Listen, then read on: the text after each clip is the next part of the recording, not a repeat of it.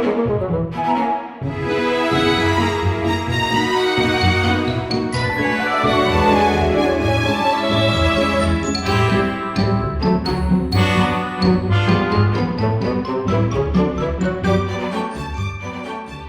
day. I'm Glenn O'Kray, and I'm representing the Museum Guild of Dearborn. I'd like to welcome you to this session of Through the Arsenal Gates. This is a wonderful program. I'm here to give you more information on people who have made history, are making history, and will make history. Our special guest for today is Police Chief Haddad. Welcome, Chief. Thank you. It's great to be here with you, Glenn. Tell us about yourself. Where did you grow up? Well, I grew up on Detroit's east side in a home with two brothers and a sister, mother and a father, two uncles, two grandparents, and an aunt. And it was 3 official bedrooms and 1 bathroom. So, excuse me, how many people does that add up to? A lot. A lot of people. Yeah, a lot of people. Now, you attended the public schools in Detroit? Yep. Initially, I went to Elizabeth Corville on Detroit's east side. Then I also went to Greenfield Park because we moved from St. Aubin to Brush Street. And then eventually I ended up at Salesian Catholic starting in my sophomore year. Tell us about Salesian. Salesian was a oblate priest-run all-boys school.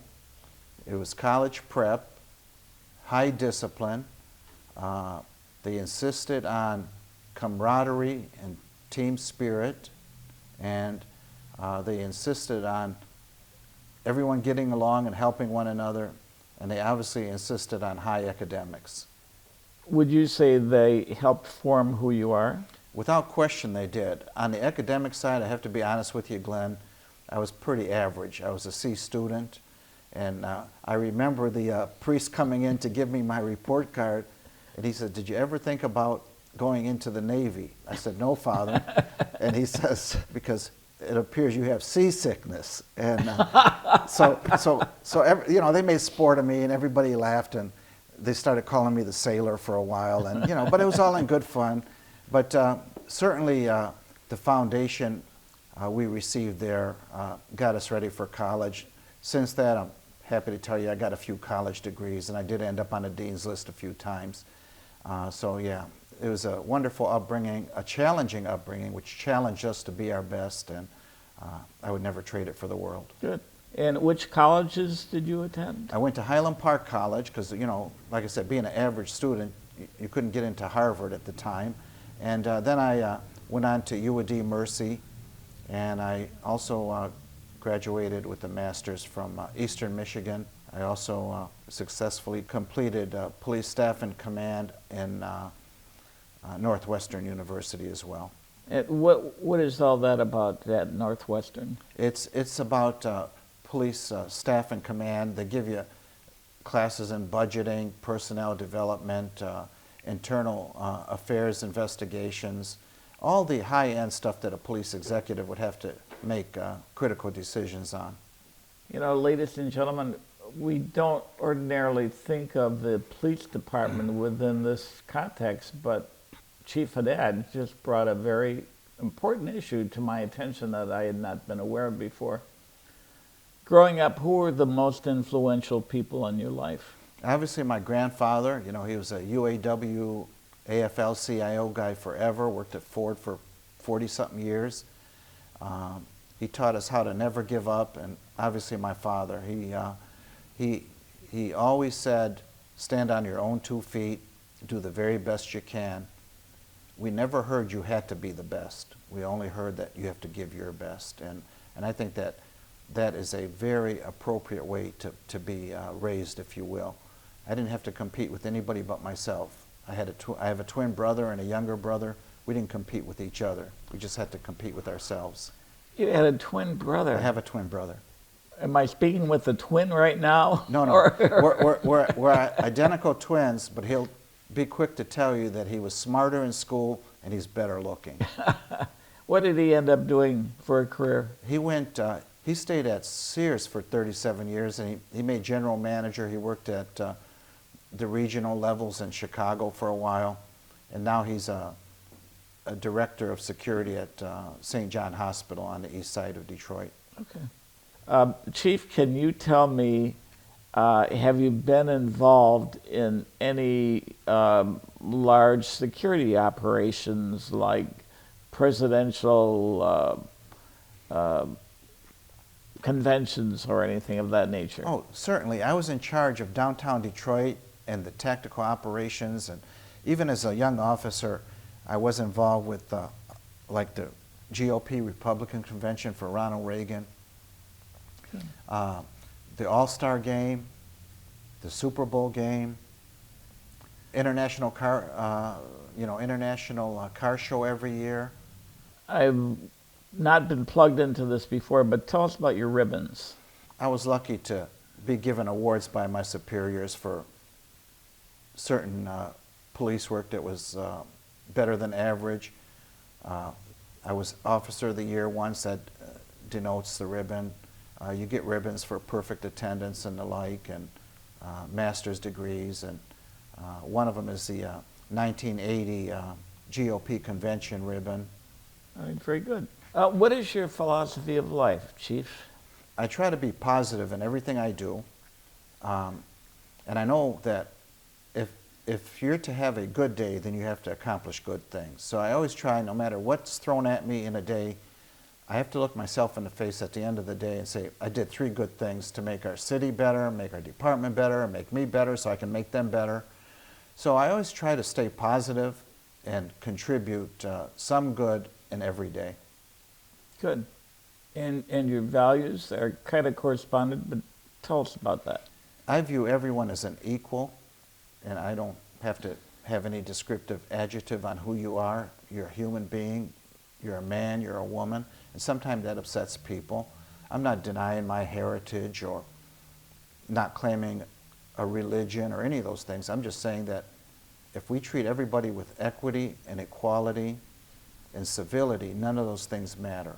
So I just try to treat everyone as an equal. And when they come and sit down with me, they're on an even playing field. We have nothing to make up over. We just get done and do the work. Okay. What motivates you? That's a tough question. I'm not going to take any credit for the person I am. I'm going to say that the environment that raised me, family, school, I'm motivated to do all the good I can do every day, but I take no credit for who I am. I give credit to those that have mentored me, my family, parents, God.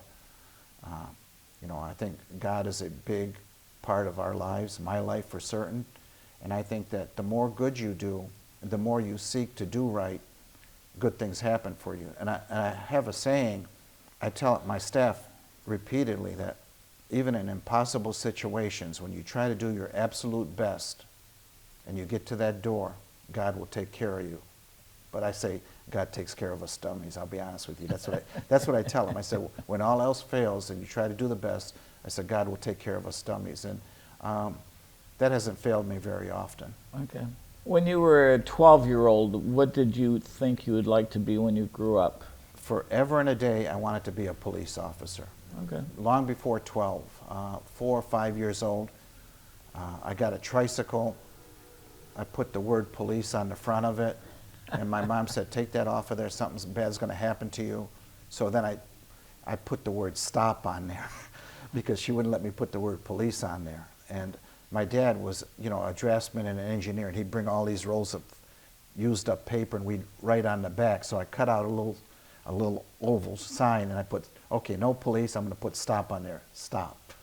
So. And your brother had Craftsman on his bike? The tools they sell? Oh at yeah, Sears? yeah. He started while in high school at Sears Highland Park, and he went through every job and every position, from taking care of the Sears catalog department, stocking those boxes we used to get, Sure. all the way up to a general manager at here in Fairlane. He was brought here after, unfortunately, that incident at Lord and Taylor's, because the community was such an uproar, and rightfully so. But he was brought here because he understood the community, and he could calm things down and do what had to be done. That proved to be a good move on Sears' part. Now, this wasn't you acting as your brother. No. All right, okay. No. I feel that he could probably do my job. I'm not certain I could do his job. Sure. When you were younger, give us some of the jobs you had along the way. Yeah, you know, I started working at Farmer Jack's. I spent about 7 years there before I joined the Detroit Police Department. And I honestly believe that if I didn't go down to police recruiting every Wednesday on my day off, I probably would have never been hired there.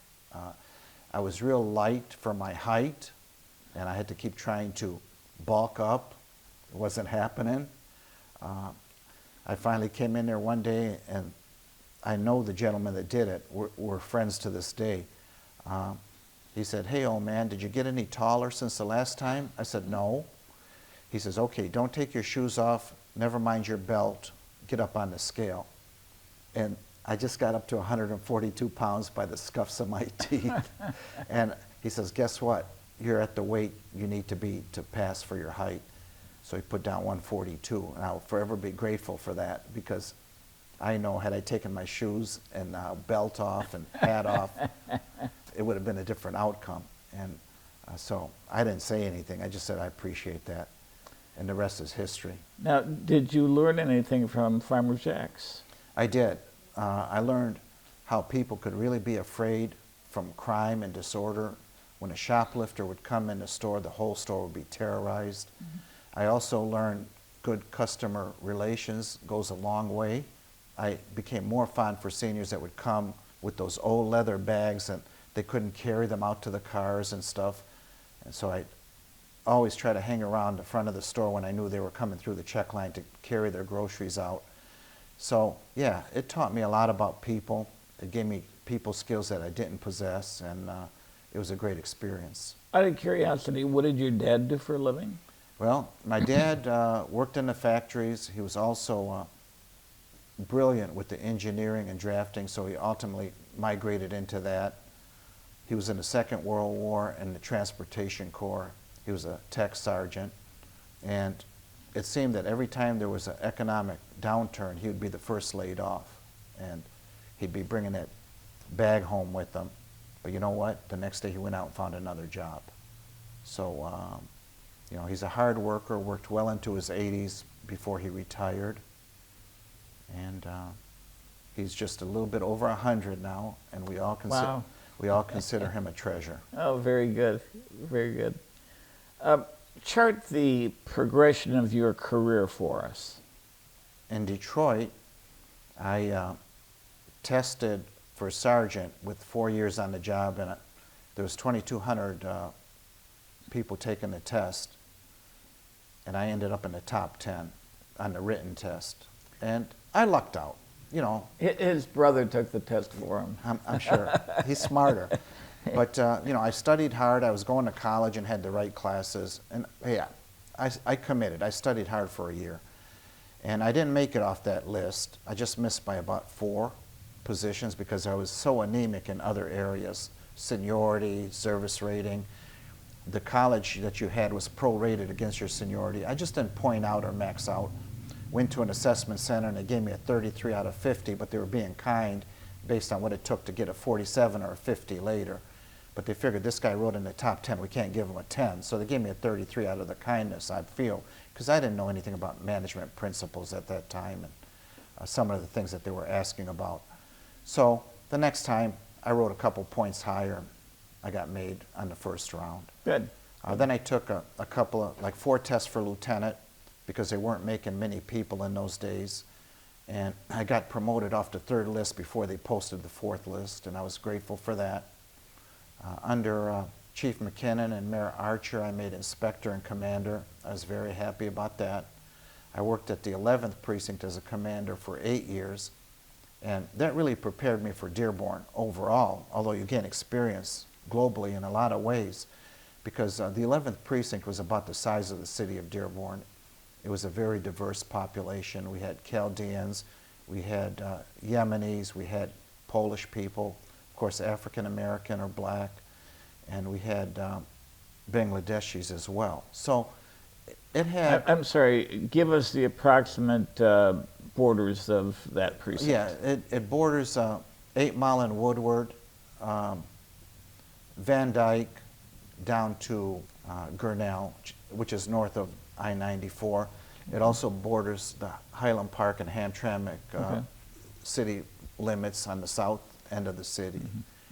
That was quite a good experience for me to deal with all those different communities, and it was the highest crime challenge at the time, and in our first year we lessened crime 15.4%, and on the strength of that, the city was able to post a 1.5% reduction in crime for Mayor Archer's first year, so I was kind of a national hero for that. Sure, good. What was the most interesting case you had in Detroit?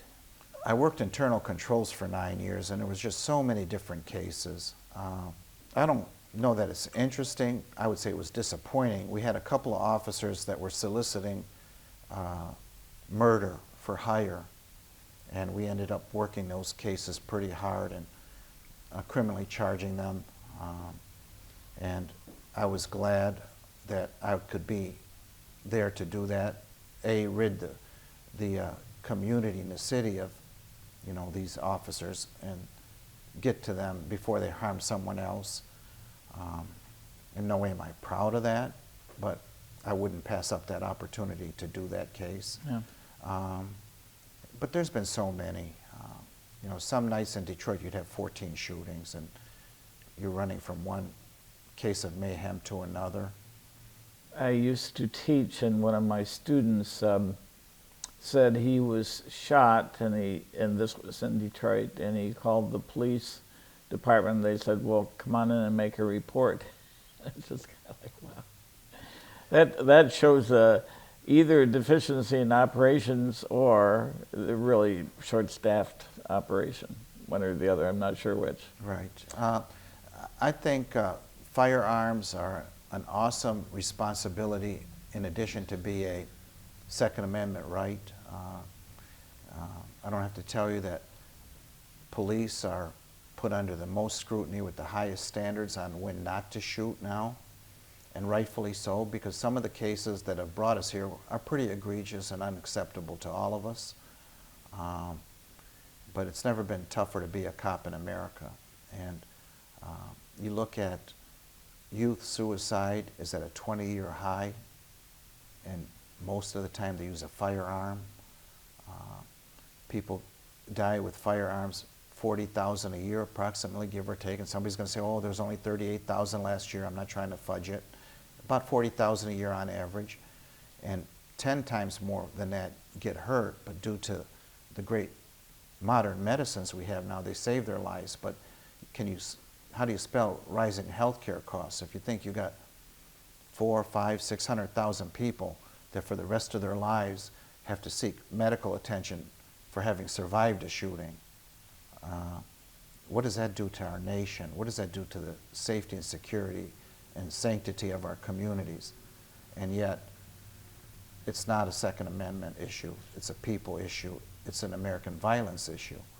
And I have been at the front of trying to bring awareness to those kind of issues. And here in Dearborn, I can tell you that this year, the men and women of our department have taken twice as many guns off the street as last year. Last year, they took twice as many as the year before. So there's a lot of guns out there. And that's what our men and women are confronted with daily. Do you have any commentary on the Second Amendment? I would just tell people to go read, it's the Hiller case. It was a landmark decision on the Second Amendment. And the most conservative person on the bench wrote the majority opinion, Justice Scalia, and you'll see what a 5-4 advantage does. I mean, he talked about the 4 dissenters like they weren't even human, really chastised them and berated their opinions. But if you look at everything Justice Scalia said that the Second Amendment was not and may not be, it tells you that we have work to do with the Second Amendment. Now, he told us scores of what the Second Amendment was not, But when he gets to the final decision, it's a very narrow scope decision. And what it said is, let Mr. Heller buy his gun in the District of Columbia, give him a permit to buy his gun, because in the District of Columbia that was outlawed. But he was very verbose. He was a constitutional brain. We won't see the likes of him again. He's a brilliant man. And he told you scores of things that the Second Amendment was not. But when they had a chance to put any of that into the legal opinion, it was very narrow in scope. And as the Supreme Court always does, and rightfully so in most cases, they rule in favor of the individual versus the government. And somewhere we have to, just go back and look at some of the things he said. For example, he called them special places, and they're gun-free zones. He said, yeah, you can identify specific places. He's talking about gun-free zones, but when you mention gun-free zones, people go nuts. He went so far as to say that they went back and checked, I guess when the country was being formed, and they got newspaper clippings from Spain and other places to see what were they talking about the right to bear arms here. And he pointed out that even when settlers went out west, the government had to give them permission to put a loaded musket, a musket with one bullet in it, inside the wagon. Huh. They had to get permission for that. And what it said, and I'm quoting, and I hope I don't offend anybody, it said because they will surely encounter the red man and the beast. And that's all in one sentence, separated by the word and. So the Second Amendment is precious to our people. I feel it was really aimed at the British so that we can bear arms in case we were going to be invaded by people that we were rebelling against.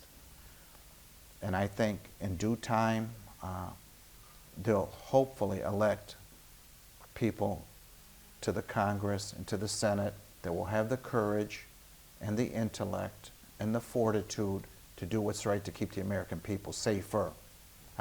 You can't collect all the guns.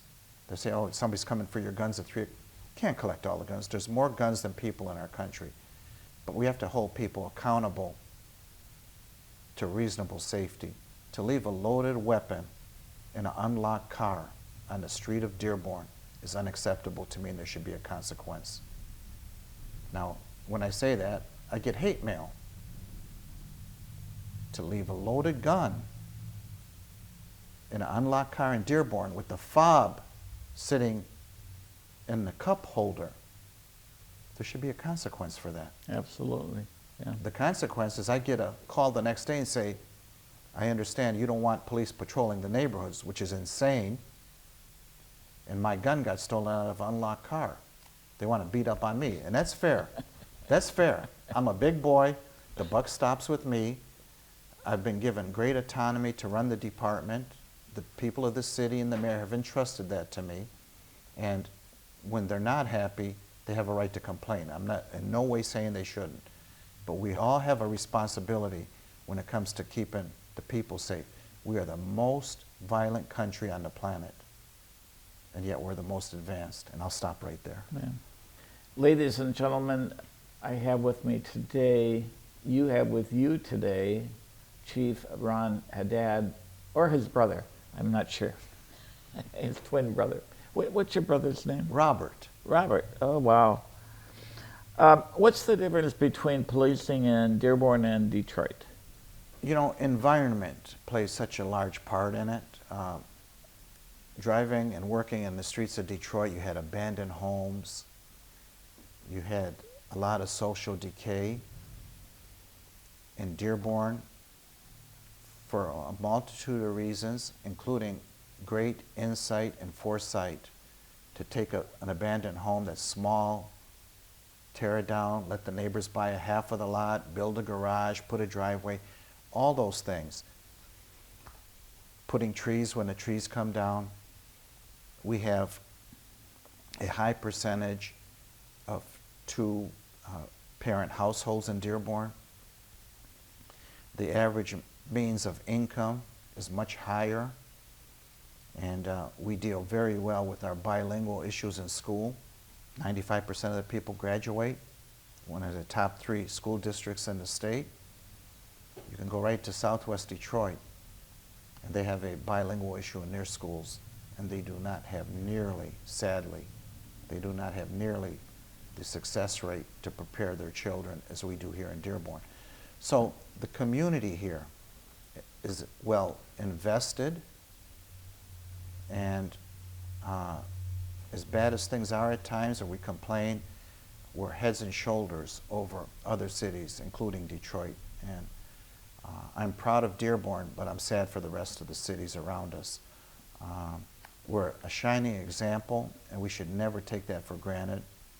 We should always come together as a people and don't give up the good examples that we have set through history. And my hope is, and my belief is, that Dearborn will always be there. Okay. What's the profile of a Dearborn police officer? We try to find somebody that's customer friendly. There's certain criteria. They have to have at least a bare minimal associate degree for most part. Other times that is waived if they have certifications in other areas, policing, the military, etc. But we have more college degrees in our department than ever in the history of the city. We currently work one-person cars, so we have to make sure that the person we hire and train has the capabilities of handling most everything alone. Although that seldom happens because we're very well staffed and we work as a team. You can see on traffic stops, sometimes I'll get a call to say, why did you have to have 7 police cars to give a lady a ticket? The optics may not be good, but there may have been a reason for it. But it's safer for citizens and officers to come as a group. You call to your house on some type of crime or a domestic strife, and you're going to have a supervisor and 2 or 3 cars show up. And the end result is that we're a very professional and a more professional department because of our tactics and criteria by which we operate, and the citizens get a better service. You're of Arab descent. How did that work out after 9/11? I don't know that it had any kind of impact whatsoever. Certainly, I may have known a little bit more on how certain people were feeling. I think that I was accepted in all the different communities I mentioned earlier for who I am, and probably in part for what I am. But, you know, being of Lebanese descent, to be precise, growing up, everyone was welcomed at our home, but it gave me a window to learn that everyone may be different, but everyone is equal. Every sister, every brother is your friend until they prove otherwise. I just think that my total being just put me in the right spot at the right time, if you will. I became the first Homeland Security Coordinator for the city of Detroit, and not only did I protect our city, but I pushed a lot of national policy. We had a session in Washington where they warned me not to have certain types of training, and I went ahead and did it anyway, and then it became a national model. We brought in many people from Dearborn to talk to the intel officers, and they said, this is going to be a disaster. I'll be honest with you, it was probably the lowest scores on the evaluation after this 4-day conference ended. They said we could have done without that. But Bill Proctor, he was Channel 7, he did the moderation for us. We brought in Imam Kazwini, Imad Hamad, Judge Salami, Usama from the news, and 2 or 3 other people. And I just wanted those intel officers to see something different and to know how people were hurting and what their opinions were, none of which made them terrorists. And then right after that 2-hour session finished up, I had Dr. Raymond Tanner from U of M. He was on the Security Council, I think, for President Nixon. He was a man who advocated for the state of Israel. He had Zionist beliefs, and I got an equal backlash from that. You bring this group in here, now you bring this guy in here.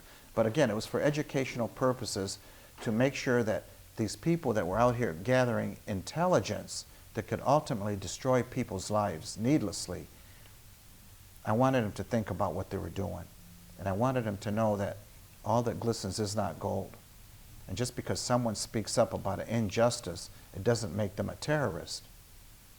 And I think mission was accomplished because it became a national model in spite of the fact that people in Washington and people on Governor Granholm's staff at the time said, "We love your training, we're concerned about this 4 hours here you got in the afternoon on one of the days."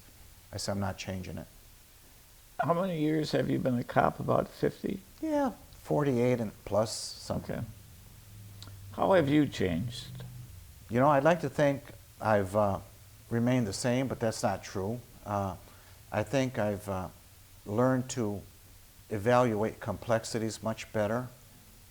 I think I now realize that being indifferent towards, I call them the faceless, nameless people that we serve because they're not complaining, is totally unacceptable. We have to fight for those people that don't come to the council meetings, that don't write you a letter of complaint, that aren't running for public office. We have to make sure that they're kept safe, that they get what they need because they're not the ones complaining. So through the years, I've developed into a holistic approach on how I treat people. And I welcome the squeaky wheel, but I don't worry about them because they're going to tell you what they need.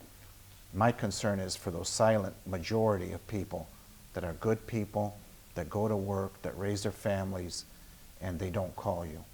And so I make sure that we serve everyone equally across the board, and that don't sit well with people sometimes, but that's just the way it is. So that's where I find myself today. I was a little bit more myopic in the past, but I see a much bigger picture. And some of my command staff now, they come and say, "Well, you know, you have this ability to see around the corner." And I don't know if they're being critical or paying me a compliment, but I do try to see around the corner. It's like Christmas morning, you don't wait to open your gifts. I want to peek around the corner. And so we do peek around the corner. There's a disproportionate number of blacks that are ticketed, given citations. Do you want to address that? Yes, I'd be glad to. You know, Glenn, we've been criticized by some, not the masses, but by some, and it's a legitimate question. If they say you only have 4, 5, 6% people of color that live here, and yet 30 or 40% of the people you write tickets to, you're giving out your population a disproportionate amount of tickets. And you know, the assertion is that they, meaning the residents that are black or of color, are receiving all these tickets. Nothing is further from the truth. The people that live here are not necessarily the people getting the tickets, although some are, but it's not based on color. It's based on complaints. We have, on average, 500,000 cars that come through Dearborn every day. We have 200,000 people that make Dearborn their destination every day. There's been 2 studies by Dr. Larry Gant of U of M. He's a social scientist, a brilliant mind. He happens to be black. He did one before I got here, and I found this study on profiling, and I was intrigued by it, so I called him and I said, before any of this happened, by the way, it was all proactive on our part. I called him, I said, "Dr. Gant, I'm really intrigued by this you did for Mayor Guido. Would you be willing to come back?" And they did. And they found the same thing. We're still disproportionate, but what they found is that the daytime population, 70 or 80% of the people traversing the city happen to be people of color. So as a consequence, more people of color will get tickets, but it doesn't equal that 70%. It's maybe 20 or 30%. So it's actually a lesser percentage. What I would suggest to you and to our viewers is that I would be interested to know what's the percentage of people of color, and I hate talking this way, that our EMS and fire rescue respond to. Is it 4%? It's not a cool question. Yeah. Yes, and you know, I'm not trying to throw my fire chief under the bus because they're in the life-saving business like we are. But I think if you were to check with the fire department, my guess, my educated guess would be that you're going to find that they convey more than 4% of their conveyances are people of color. So you have to look at it. And then you look at Fairlane Town Center and the show, and they sell out fairly often. When they sell out, they can put 4,100 people in there. Most of them happen to be people from Detroit and other places. The 4,100 exceed the 4% that live here. When you go to the Wyoming Theater, whatever number of people go to that theater, they exceed the population that lives in that area. Go to the factories. You get the point. So you have so many people coming through our city. I would just say this, that if anyone thinks they've been mistreated by a police officer, they should make a complaint. I understand that people who don't have money may have to forego license and insurance to buy food, pay their heating bills, and that's a sad thing.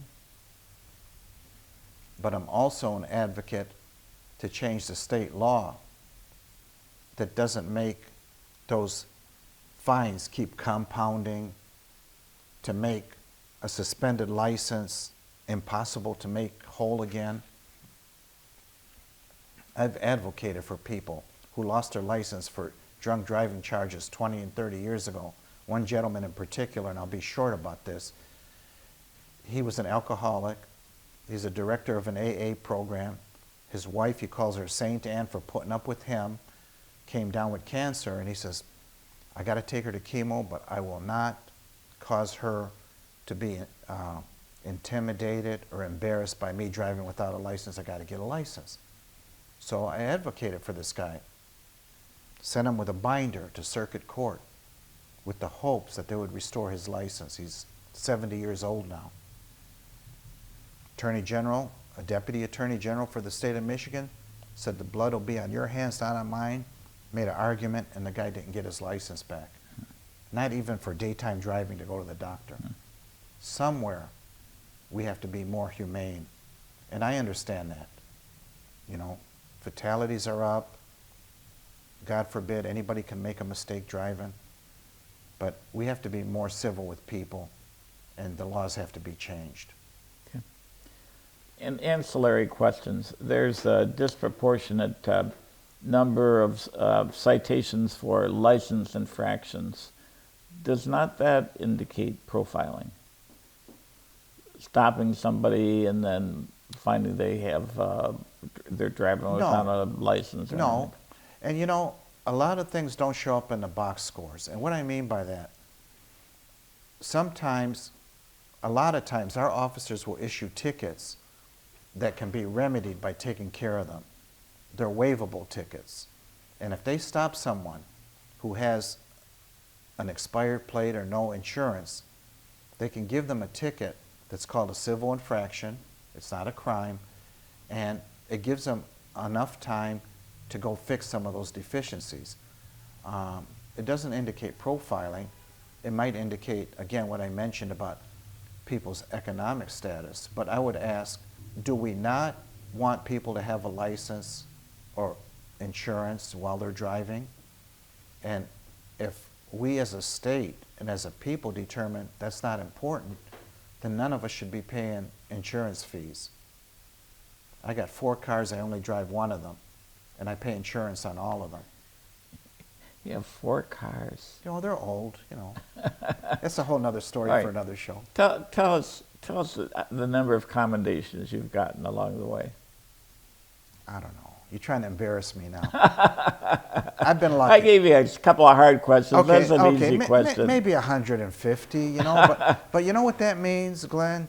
It means that I have been fortunate and blessed to play on winning teams with some good people. One person cannot do it alone. And I've had some pretty good partners when I was on the street. And my hope, looking back, is that they thought I was a good partner to them. But, you know, again, it goes to what I said earlier. You go out here and just try to do your best, and things take care of themselves. It's not about the commendations, although I'm proud of them. I want them to be examples for other police officers, that they can do well and they can achieve and they can, you know, make people really comfortable with their encounters. But they're all in a box at home, and when it's said and done, it won't matter to anybody, will it? Ladies and gentlemen, 150 plus commendations for the chief here, and I've had 2, and they were both written by my mother. All right. Do you want to talk about minimum staffing for the police department? Yes. I would tell you that for the last 20 years, we've had about the same number of officers.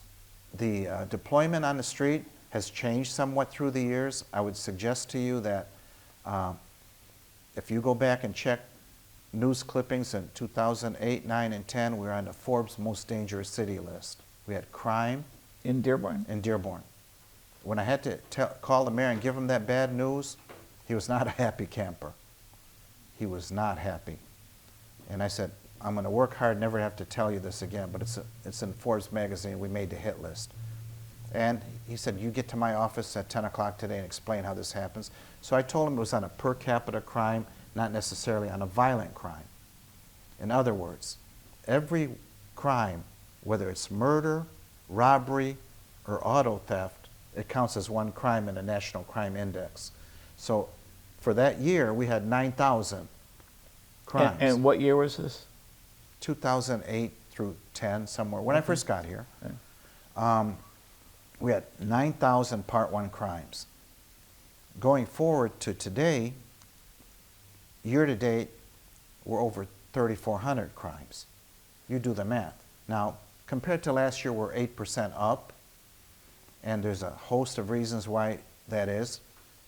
Domestic violence from last year is up considerably. I mentioned the guns before. Those crimes are up considerably. And then auto theft is up considerably. And some of the other crimes, the robberies and burglaries, and I don't want to mention the assaultive crimes, they're down. But the deployment has to change, and you can't do what you did 20 years ago. And let me just tell you internally, and I want to keep it simple, but it's extremely complicated. We changed the staffing model. They had something called 7275, and it was a manpower inefficiency, and I'll let it go at that. So we changed that. The unions pushed for 12 hours. We worked very hard to give them the 12 hours that they wanted. Then the city gave me money to add 60,000 man-hours into my deployment. So they got a plus 4 hours every 2 weeks.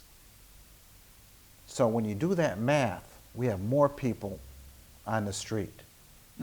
If I were to give you 60,000 man-hours in any line of business, and if you can't make that work, you're not managing properly.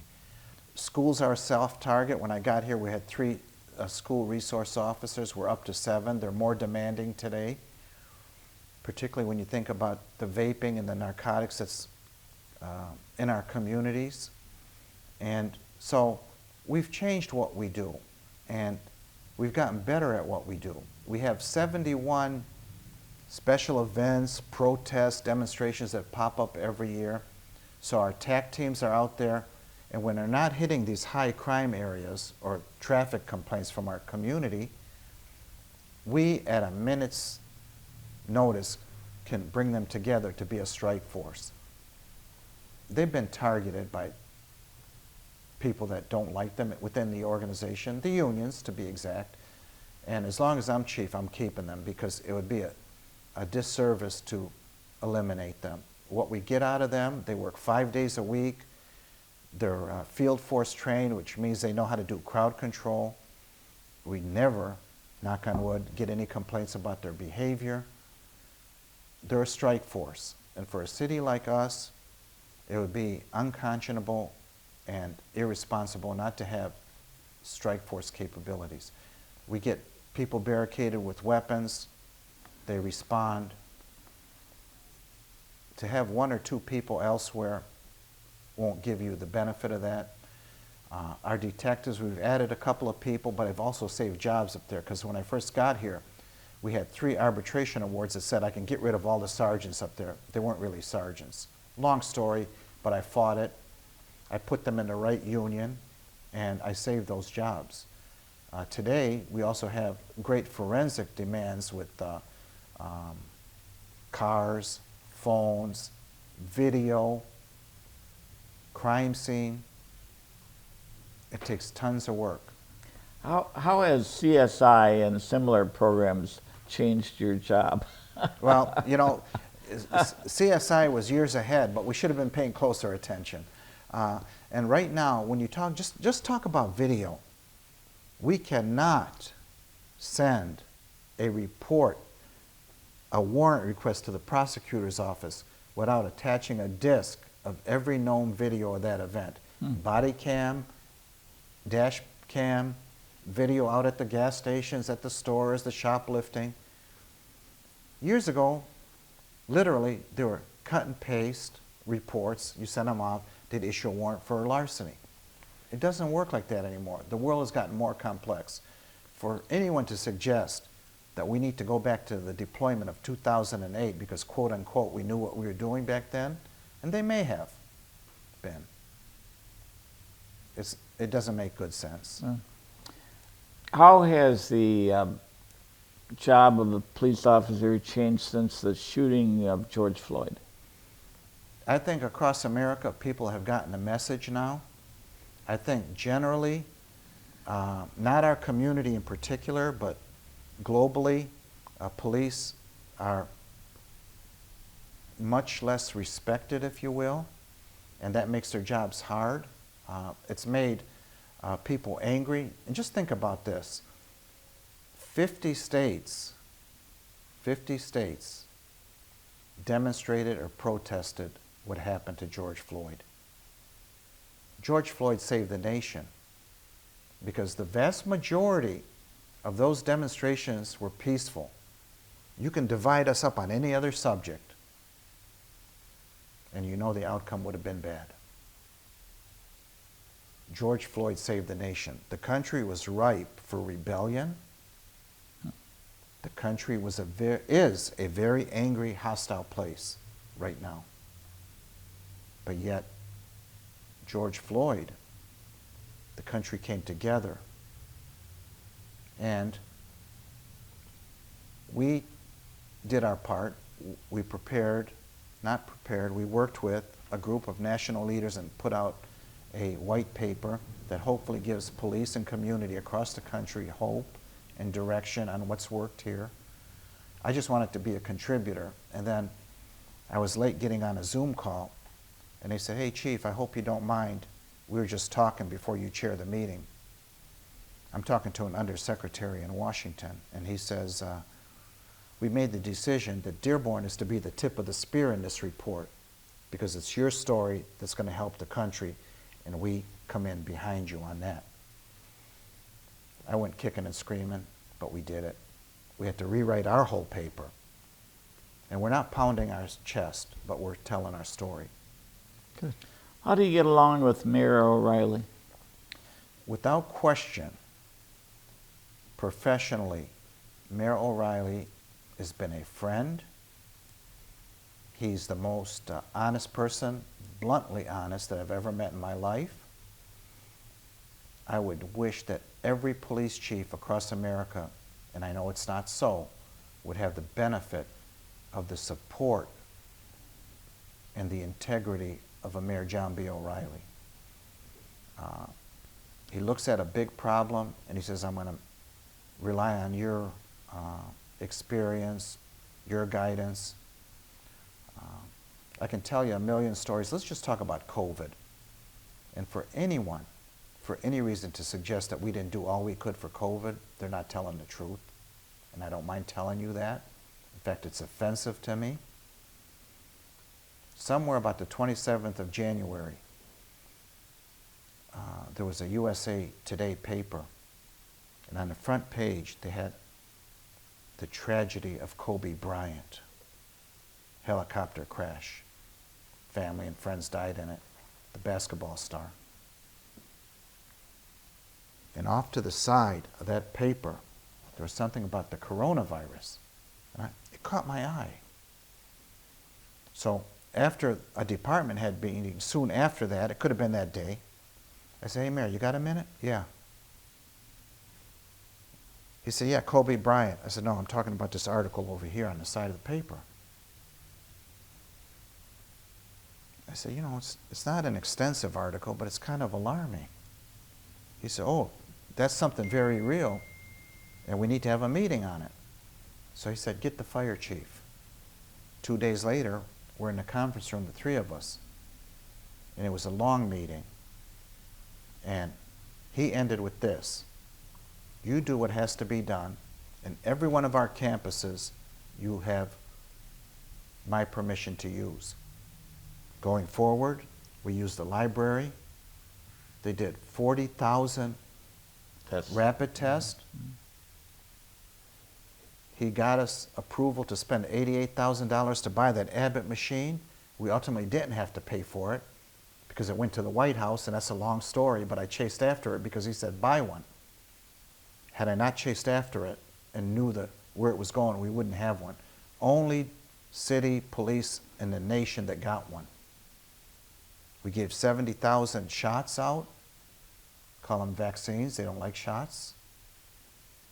And everyone that came through that door will tell you that Dearborn, bar none, had the most efficient, most user-friendly, most polite vaccine center in the state. The lieutenant governor tells me that no one in the state did what we did, and he talks to his peers around the country, and nobody around the country did what we did. Early on in the COVID, we took over the center, and we put hospital beds in the ballroom. Somebody will say, "Oh, you didn't need them." I say, "Thank God we didn't need them." You look at what happened in Italy, what happened in New York, what happened in South America, bodies stacked up everywhere. A lady can't go to the hospital to have a baby. I'm glad we didn't need them, but we were prepared. We've given out and facilitated over 500,000 boxes of food. We work with the U.S. Department of Agriculture, the City of Dearborn Fire and Police were distribution for regional PPEs, personal protection equipment. We went to every house and gave them warnings in 3 languages and left masks on their doors while it was snowing and raining out. And now we're still giving shots at the library and in the parking lot for those people that A, didn't get them before, or B, want to get a booster. Very good. I couldn't be prouder of our city on a whole for that COVID effort. Yeah. Now, tell me, do elected and not elected city officials ever ask you for favors? I say they ask me for guidance from time to time. I can tell you who's never called me on anything: the mayor. He's never called me on anything. And his son got in a fairly serious fender bender a few years back, and he was taken to the hospital. And that story is well chronicled, so I can tell you. I called the mayor late at night 3 times, and he wouldn't pick up the phone. And all I was going to tell him is, A, your son's been in an accident, he's at the hospital, but it's not life-threatening. And B, if you don't want to go get him, I would recommend you don't go get him. I'll put some soft clothes on and I'll go get him and bring him home. Well, he didn't answer. I'd see him 2 days later, and we had a meeting, and then after I followed him into his office, I said, "Mayor, you mind if I bring up something?" "What's that?" I said, "The other night your son was in an accident. I called you 3 times. "Well, I won't tell you exactly what he said." He said, "I know that." He said, "I would never put you in that position. I went and got my own son." I said, "Okay." And then, of course, they said we covered everything up, and how could you cover it up? We went and got search warrants for the blood and everything else.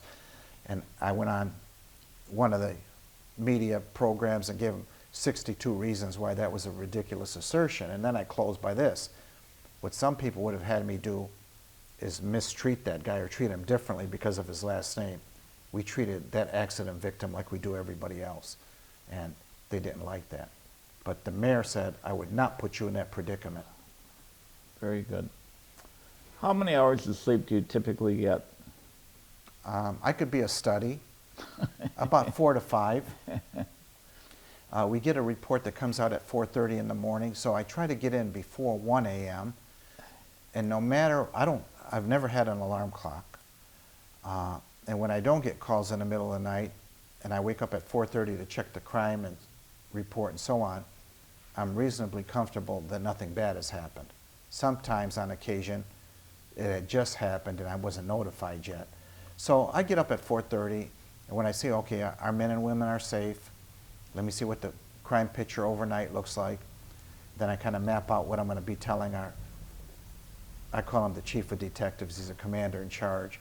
I said, we meet every morning, I say, you had these cases, I want to follow up and tell me what's happening with them. So I'm fortunate, I don't need a lot of sleep. I'm not going to tell doctors that because they always tell me, are you getting 8 hours? I kind of say, yeah, something like that. 8 hours over 2 days. Yeah. Yeah. Yeah, I say, yeah, something like that, doc, okay.